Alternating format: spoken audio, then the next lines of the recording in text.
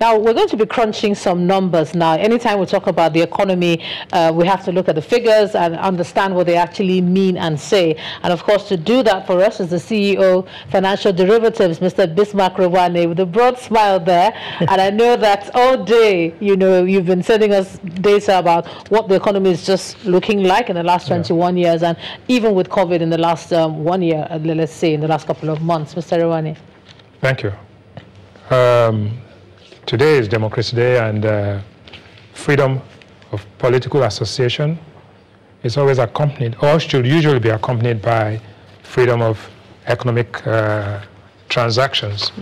But one thing you must know is that there's what we call 1 in a 100-year probability.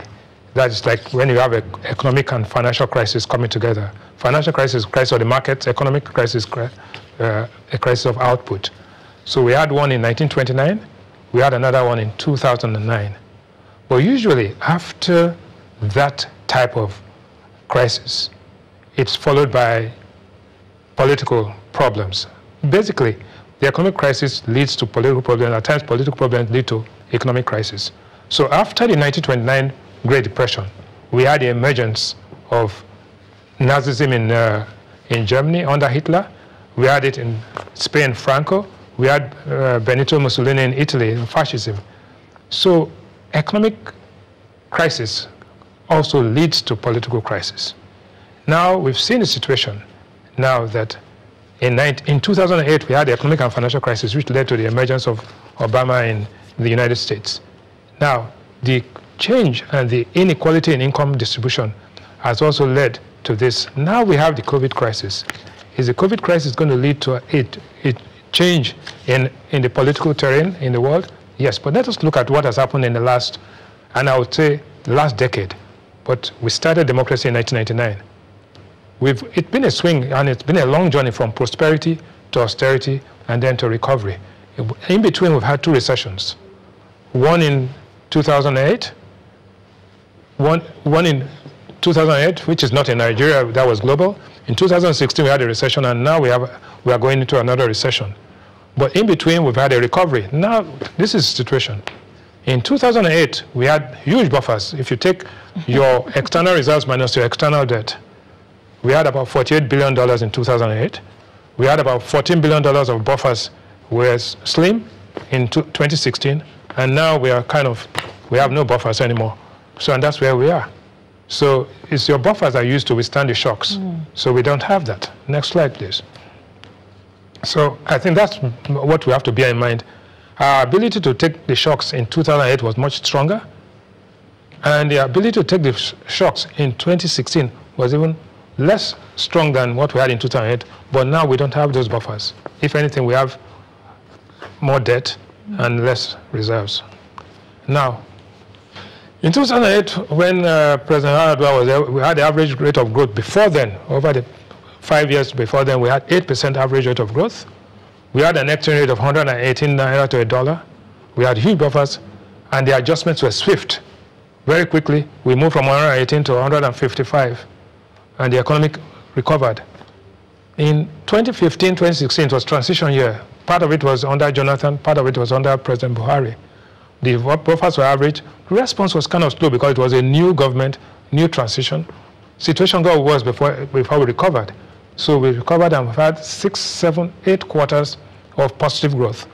And then in this period, we are just getting into recession. We are still at 1.8 in Q1, but then in Q2, definitely we are going into the negative. Like today in the UK, they had minus 20% growth. The lowest growth they've had since records were being kept. We are in a different world. The price of oil in 2015 was $40. In 2008, the price of oil was $97. We got here as low as $25 a barrel, and now we are back to about $38 a barrel. Oil markets tanked again, and the global GDP projected to contract by 3%. The entire world is now going to a crisis. In 2008, price of petrol was 97 naira per liter. But if you use the exchange rate, it was 82 cents. And we had queues in 2008. In 2015, 2016, the price was 87 naira a liter, which was 44 cents. And now we had queues as well. But ever since then, there's been an adjustment. We came to 145. Now it is 123.5 or 121.5. And if you use the current exchange rate, it's about 25 cents a dollar.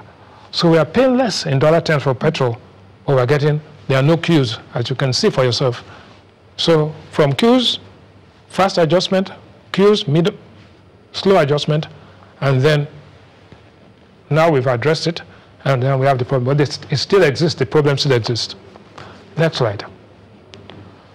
So, how have we fared in the healthcare? We talked about healthcare. In 2008, we were dealing with HIV, and our life expectancy was 51 years. In 2015, we're dealing with Ebola. Life expectancy went up to about 52. Now we're dealing with COVID. Life expectancy is even up to 53. So we are doing better in terms of life expectancy. Now, what do the numbers say? In 2010, GDP was about $389 billion. In 2015, because of exchange rate adjustments, we're at $492 billion. By the end of 2020, we are going to go down. This is projections for the end of the year to $344 billion. In 2010, growth was 7.8. 2015, growth was 2.7. And now we are projecting to grow at minus 3.4, but we think we'll do worse on that, about minus 5%. Inflation was 13.7% in 2010. It came down to 9% in 2015. We think it's now at 12.3. We think to go up to about 16%, if not more, at the end of the year. External reserves, $32 billion in 2010, down to $29 billion. Right now it's 36, but we think that by the time we fund all of these activities, it will come down to about $28 billion at the end of the year. The exchange rate was 150 in 2010 in the parallel market. It was 199 or 193 in 2015. And in the parallel market today, it's about 450 naira to a dollar. We think it remains stable that way. Now, most important is that you are dealing with, of the 7 commodities we looked at, apart from tomatoes and yam, every other thing has gone up. Actually depreciated and gone up. So rice was 9,000 naira a bag in 2015. It went down to 16,000 naira in 2018. It's now up to 28,000 naira because of COVID and panic buying. Pepper, you can see, gone up by 62%. Indomie noodles went up by 5%. Semovita up by 17%. And yellow gari has gone all the way from 5,000 to 14,500, up by 107%. So, your basket, food inflation was 10% in June 15. The basket was huge. You could buy a lot. In 2018, the basket got smaller. And it was 12.95% food inflation. This year, food inflation is 15.75. The basket is almost disappearing. So it's almost being replaced by a bowl now, not a basket anymore. Well, maybe we will have less obesity. So this is the picture, okay? Transportation cost has increased. Medical bills are higher. International school fees, if you have to go abroad, is higher. And air tickets, there's no flights. So that's where you are. So non-food inflation is also spiking. Now, if you invest in the stock market in 2010, 2015, and 2020, you lost money. Some people forgot about the stock market and went for Ponzi schemes. All those ones failed. They went to MMM, they lost money. They went to Swiss Gold, they lost everything. They lost their shirts. That's what happened. So, but now we are beginning to see recovery. So if you invest wisely and legally, then that's why. So here's the story. Economic recovery, and then down, COVID. That's the story. But slow and painful recovery. What are the lessons we've learned? Fiscal and external shocks will always exist for oil-dependent economies. Oil got us into recession, oil got us out. Oil got us into recession again, oil got us out. So we have to do away with this addiction to oil revenues. Investment is key. The government cannot invest for you. We've heard of all these nice programs. The government business is not investment. The government's business is to facilitate activity. So what are we going to do about investments? So we have the Economic Recovery and Growth Plan 1 and 2. We have the challenges to address. We have a recessionary gap of 11.8%, and we have suboptimal investment, and we are vulnerable to exogenous shocks. Our external buffers are depleting. This is the challenge. Well, what is inevitable? Our exchange rate has to be convertible, whether we like it or not. The investment in road and rail transport, Rotimi Amaechi was talking about it. We must invest and continue to invest in this and provide that. Airport concession is inevitable. We have to block leakages. We have to simplify tax administration, cost-related tariffs, and exchange rate adjustment. All of these things are being done. So it's not what we're going to do. These things are being done right now. We have to lease and sell some of the idle assets, convert power sector loans into equity, and shift subsidies from wasteful consumption to critical social infrastructure, health, education. These are the maybes. Well, now, what does the world think of Nigeria at this point?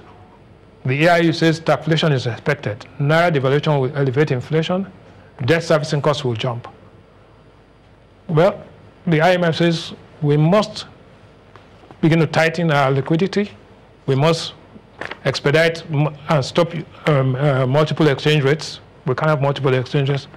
And also, we begin to focus on developing social infrastructure and macroeconomic stability. Finally, these are numbers, what it will look like through 2022. The GDP will grow back to $438 billion by 2022. Private consumption will increase. Inflation by year end will go up all the way to 18 in 2020, but come down to 10.5, as you can see. M2 growth will accelerate. The exchange rate will stabilize. Oil production will increase. And our share of world investment will go from 0.18, which it is today, to 0.29. Our share of world exports will increase from 0.24 to 0.31. These are good signs. Finally, the outlook, the recovery is going to be slow but solid. The new ERGP plan will be launched very soon. The Minister of Finance is going to be talking about that and national planning. The economy will fall into recession with growth of approximately -5 this year. But like everybody else in the world, there's a U-shaped recovery that will go down, we will languish at the bottom, and then we'll come back up, but solid. Inflation will spike above 15% before falling on higher output. Finally, the federal government will further liberalize factor prices in electricity, petrol, exchange rate. The Naira will be allowed to trade at its real effective exchange rate. There's no other way. You cannot manage that. Trying to manage the exchange rate in a subsidized way is like trying to catch a falling knife. You will never win. So, this is where we are, and this is what just one question, Mr. Rewane. I know quickly now. You showed us the food baskets, and I know lots of people were worried when they saw when you said the food basket is disappearing. Moving on from 2020, what kind of food baskets are we going to see, and how worried are you? Food basket is going to get bigger. Yeah. Yeah. Okay. Because we are going to be working harder, and a shift in the economy towards more productive activity will be there. All right. Mr. Rewane, there's a lot to take in there, and a lot to chew on, both in terms of policy and what to expect. And a lot of people would probably still be trying to digest that all the way up until this year is going to be tough. What I got from what you said, this year is going to be tough, but once we scale through, then the recovery slow but solid. Yeah. Thank you so much. Thank you so much for that. Thank you for your time. Thank you for joining us on the program this evening. Mr. Bismarck Rewane is the Chief Executive Officer of Financial Derivatives Company. They do this sort of thing for a living, actually. Thank you so much. And they make it look so easy. Thank you so much. We'll take a break. When we come back, we'll come and talk about one of the really difficult, challenging areas of our national life.